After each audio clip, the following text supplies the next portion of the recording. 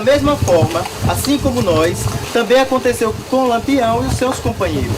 Eles viveram uma época, eles foram frutos de uma época e viveram de acordo com a sua época e agiram de acordo com aquela época. E aconteceu algumas coisas que acontecem também hoje nos nossos dias, mas já em uma outra ótica, porque vivemos um outro período da história.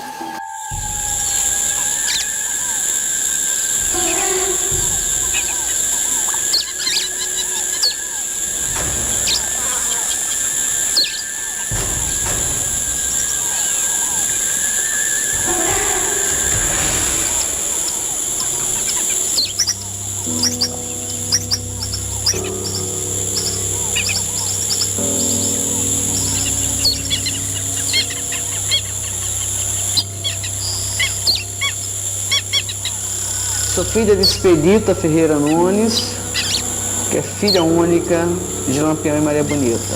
Consequentemente, eu sou neta de Lampião e Maria Bonita. O cangaço hoje, eu digo que ele brinca e balha em todos os segmentos da cultura, né? A gente tem o teatro, que fala sobre o cangaço, peças sobre o cangaço. Nós temos filmes, apesar de não termos filmes bons, né, sobre o cangaço, mas nós temos bastante filmes. Nós temos documentários bons, né, ainda bem. Nós temos a música, que é riquíssima em termos do cangaço, é vasta a música do cangaço. O artesanato nem se fala, é algo que você encontra em qualquer lugar, né, do Brasil, algo referente a cangaceiro. E moda, né? Hoje a moda é rica também no cangaço. E a bibliografia, né? A bibliografia é vastíssima, é um dos temas mais escritos, né? Que é uma temática que você tem uma bibliografia extensa, uma das mais ricas do Brasil. E o cordel, né? Que a gente não pode esquecer o cordel. E outra coisa que eu esqueci também, que é o artista plástico, né? Você tem trabalhos maravilhosos de artistas famosos no mundo inteiro. Nós temos sergipanos maravilhosos, né? A Cris Assunção está despontando aí como uma das grandes... ela está transmitindo o cangaço de uma forma belíssima. Eu acho que é completo. Acho que o cangaço deixa um legado completo na nossa cultura. Agora nós estamos aqui em plena festa alusiva, festa ou comemorações, né? Alusivas ao cangaço, os 70 anos da morte de Virgulino Lampião. Eu tenho alguma coisa relativa a Lampião, até mesmo porque ele já é uma figura, né, central da nossa nordestinidade. Quando se fala em Nordeste, Lampião é como se fosse uma logomarca, não é verdade? Eu fiz um poema que chama-se Virgulino Lampião, deputado federal. E Virgulino Lampião, como ele é uma pessoa muito decidida, ele não precisa de voto. Ele se autoelege deputado federal. Aí eu fiz um discurso de Virgulino Lampião, sem muita paciência, na tribuna do Congresso. Aí disse: seus doutores deputados, falo sem tutubiar, para mostrar que nós matuto sabe se pronunciar. Dizer que dá um presídio com dor e matuticídio a vida nesse lugar. O Brasil surgiu de nós tudo que vem da massa. Deram um nó no meio de nós, que nós desse nó não passa. E de 4 em 4 anos vem vocês com velho plano, desata o nó e se abraça. Tamo cheio dessa bostice de promessa e eleição, dos que vêm de vez em quando se rindo, estendendo a mão, candidato a caloteiro, aprendiz de trapaceiro, corrupto, falso e ladrão. A coisa tá envergada, tá ruim de desenvergar. Meu sistema nervosíssimo, vejo a hora se estourar. Se estoura, eu não engano. Como diz o americano, na matança eu tenho nó. Quero que vocês reflitam ou falar da minha fala. Pelo cano do revólver, imagine o tamanho da bala. Quebro 3 ou 4 dedos dos deputados. Político que come uva em plena safra de manga vai para além dos desperdícios nas facas dos meus capangas. Se eu der um tiro no mato e bater no marinheiro, é porque tem mais honesto do que cada trambiqueiro. Diante dessa notícia não haverá justiça. É a lei dos cangaceiros. Os deputados bom de telha, eu tiro o W do nome. Tiro vírgulas do discurso, reticência, psilone, sateco, leipa matuto, meto bala desses putos e não vivo no microfone. Matuto que tem saúde com trabalho, ele é capaz. Nós se vira, arruma água, aí semente e o preço paz. Não vai ser protecionismo, é lei do nordestinismo dos problemas matutais. Debulhar estes discursos com os doutores e deputados, tá dizido a minha meta para 100 bilhões de roça. Depois não venham dizer que foi golpe de poder e não vou realizar. Partido dos cangaceiros, o PC dos natural, pela lei da ignorância do Congresso Federal, assinado Capitão Virgulino Lampião, deputado federal.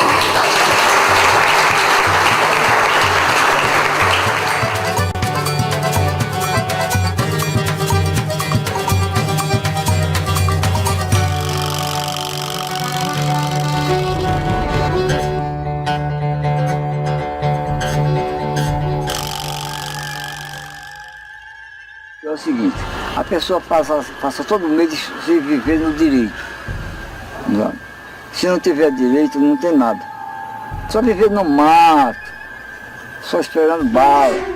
Era rico, eles tinham ouro, tinham dinheiro, tinham tudo, mas que dava prejuízo do povo e era tudo coberto de ouro, aquela mulher. Era de uma maneira que a mulher entrava na vida daquela, sabe? Mulher bonita, como marido de pancada. Não sabe? Eu digo, já sei que a mulher do cangaceiro tinha razão, que vocês são do meu jeito. É o diabo. Então é o seguinte, eu não queria, porque o direito é uma das coisas primeiras que a gente tem que possuir. A coisa melhor, tem gente que diz, rapaz, é coisa boa, uma festa não sei aonde, é esse, é aquilo, não. A coisa melhor que nós temos é saúde. Primeiro, não tem outro que encher o pé. A senhora pode ter o dinheiro que quiser, rios de dinheiro. Saúde não tem, então não tem nada. Não tem nada. Pra quê? Não é mesmo? Então eles tinham o ouro todo, mas não tinha liberdade. Não sei se eu via dentro, se me voltar. Terminar morrendo e fica para os outros.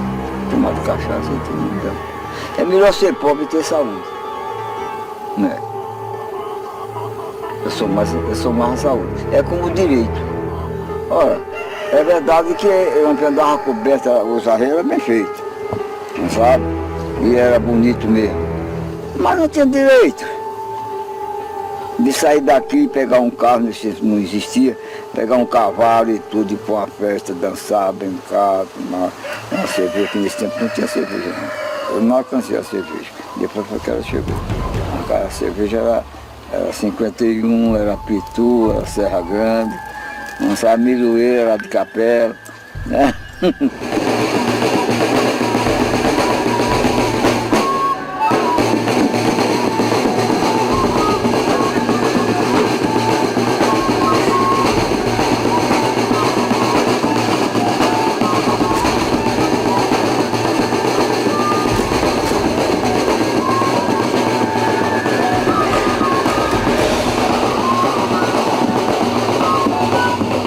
Eu comecei a dançar meus forró com 12 anos. Aí saía de Canindé velho, eles tinham os coiteiros dele, iam apanhar a gente vinha Pra dançar o forró. pra dançar forró, dançava a noite toda, mas eles tinham aquele respeito pela gente, né? Quando era 4 horas eles mandavam deixar nós lá em Canindé velho, lá embaixo. E assim por diante. Sempre, toda semana, quando tinha aqueles forró, eles mandavam para a área e a gente ia dançar, né? E graças a Deus nunca teve problema nenhum. A gente só ia para brincar, não era eu só como tinha outros colegas, né? Mas eles dançavam com todo o respeito. Quer dizer que eles tinham as mulheres dele, tudo, como era Sila, tinha Sila, mas é sereno, tinha pancada, mais menina, mais Maria, né? Tinha Dulce, mais criança, e eles eram todos casados, né? Mas e tinha. Não, a gente não tinha nada de namoro com eles, não. Eles tinham o maior respeito pela gente. Né? A gente saía para brincar, né? E elas também, mas não tinha problema nenhum. E elas tratavam, E elas tratavam a gente também muito bem, né? Tudo. Não tinha nenhum problema. Era a mesma coisa que a gente, né? A gente dançasse em casa sem ser com eles, né? Qualquer forró que tivesse, tinha aquele maior, eles tinham aquele maior respeito pela gente. E há de quem dissesse alguma coisa, né? Que eles não aceitavam. Aí era bom, era muito bom demais. Não...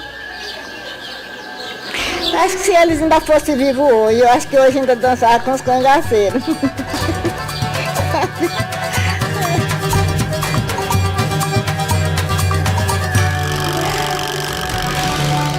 O nordestino, o sertanejo em especial, o cangaço representava, era aqueles homens que tinham força, aqueles homens que tinham liberdade, eram homens que não baixavam a cabeça. Isso é muito claro na cabeça dos sertanejos.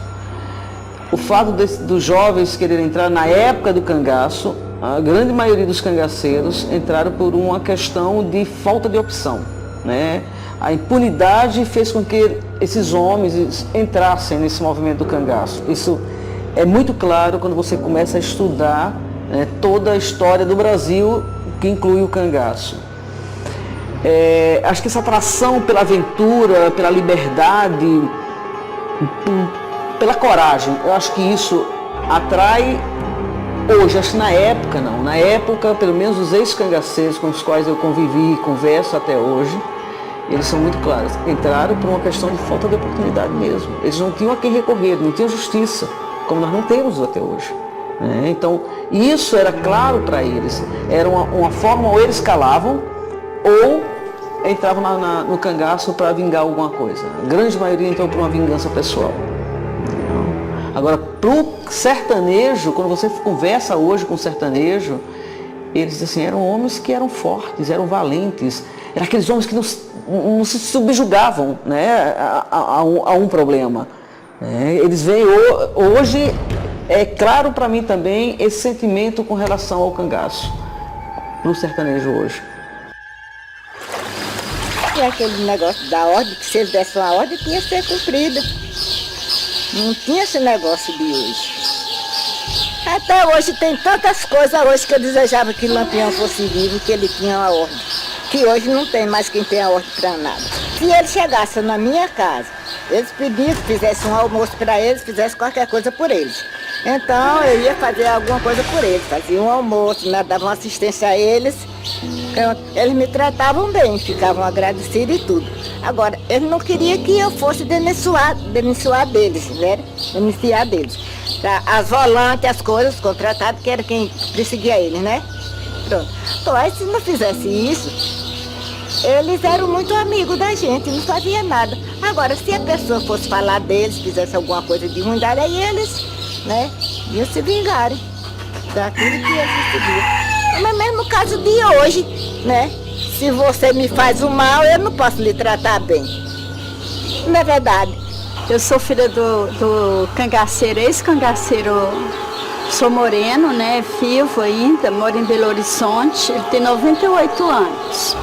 E da cangaceira Turvinha, Turvalina. Cresci num pé de uma serra em Minas Gerais, aprendendo a gostar do cangaço, porque minha mãe, mas o meu pai, eles já cantavam cantigas nordestinas, tipo a corda Maria Bonita, eles já faziam a gente dormir contando histórias de cangaço, de cangaceiros, de assombração.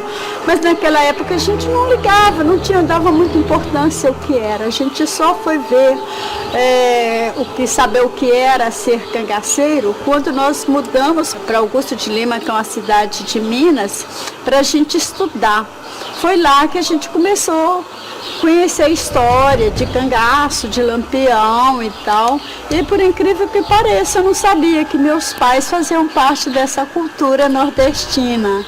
Então, mas nessa mudança da serra, nossa, para Augusto de Lima, eu encontrei nas coisas dos meus pais umas fotos preto e branco. Entre aquelas fotos preto e branca tinha um retratinho lindo, que era, minha mãe, perguntei, mãe, que menininho é esse? Ele falou assim, esse é seu irmão, ele ficou no Nordeste porque em 1938 teve uma seca muito grande no Nordeste, lá em Pernambuco, e nós tivemos que deixá-lo para trás, para ele não sofrer. A gente deu esse menino para um padre, em Itacaratu, em Pernambuco. Eu não sabia que meus pais, fugindo do cangaço, aí ele já está fugindo que eles eram fugitivos do cangaço, eu não sabia que eles tinham mudado de nome. Ele passou a se chamar José Antônio Souto e ela Jovina Maria da Conceição. E eles fizeram um pacto entre os dois, de nunca revelar essa história para ninguém. Eu pensei assim, eu vou ligar para essa cidade de Itacaratu, porque alguém na cidade deve saber me informar para onde que esse padre foi. Saber se o padre Federico criou o menino por nome de Inácio. Eu falei assim, criou sim. Mas por quê? Eu falei assim, mas porque esse menino é meu irmão. Ele falou assim, como chama seus pais? Eu falei, José Antônio Souto e Jovina Maria da Conceição. Aí ele me falou, olha, o Inácio que esse padre Federico criou, ele é filho da cangaceira Durvinha, o nome dele é Durvalina, e do cangaceiro Moreno. Aí que foi que a história veio à tona e meu pai estava num momento nessa hora e eu perguntei, pai, é verdade? Ele falou, é verdade, mas essa história não pode vir à tona porque eu jurei com sua mãe dessa história, desse segredo ser enterrado na mesma sepultura. Eu ganhei uma fita do Benjamin Abraão, que tem um filme dela, me parece que é do Baile Perfumado. Ela é linda quando ela chega assim com um revólver assim. Minha mãe era feliz, minha vida era boa, eu tinha joias. Ela falava que estava no cangaço, era de boniteza, ficava no cangaço que ela não cozinhava, que ela tinha vidão no cangaço que ela não cozinhava.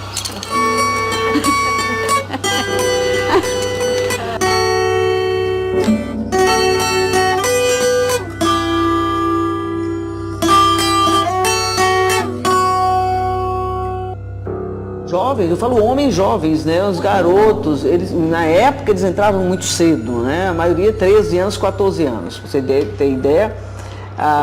Curisco morreu com 37 anos, meu avô morreu com 40, minha avó com 27. A grande maioria morreu muito jovem. Mas é isso que eu falo. Os cangaceiros com os quais convivi, pelo menos do grupo meu avô, a grande maioria entrou por uma questão de vingança pessoal. Era falta de justiça mesmo. Porque acho que se tivesse...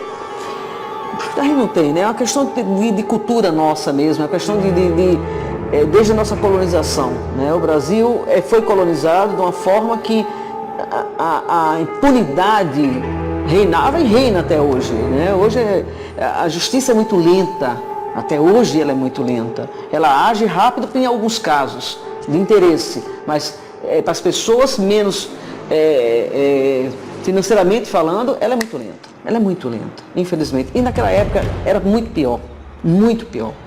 Entendeu? Eu acho que o cangaço hoje, eu estou tendo muita satisfação de ver a academia hoje estudar o cangaço, se discutir o cangaço.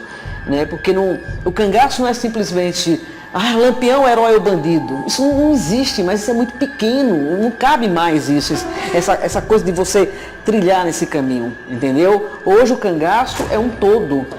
Se estuda o cangaço isoladamente, estuda todos os fatores, o que está acontecendo no Brasil, o que está acontecendo no mundo, né? O que o cangaço significou mesmo naquela época e significa até hoje. Isso sim, eu acho que a gente está conseguindo essa dimensão para o cangaço. Por isso que após os 70 anos, muito recente, agora em julho, se estuda tanto o cangaço, né? se discute tanto o cangaço. Eu acho que está se percebendo o cangaço agora. Infelizmente, ainda é pouco, porque a gente pega livros de história que tem textos fraquíssimos, errôneos, que passam a informação de uma forma muito errada. Assim como a história dos meus avós, assim como a história de Canudos, do Antônio Conselheiro, assim como as nossas balaiadas, assim como nossos os caldeirões, enfim, todas as nossas revoluções sociais. Eu acho que a história do Brasil está devendo para nós brasileiros a história real do nosso Brasil. Eu acho que está acontecendo, mas de uma forma muito homeopática ainda.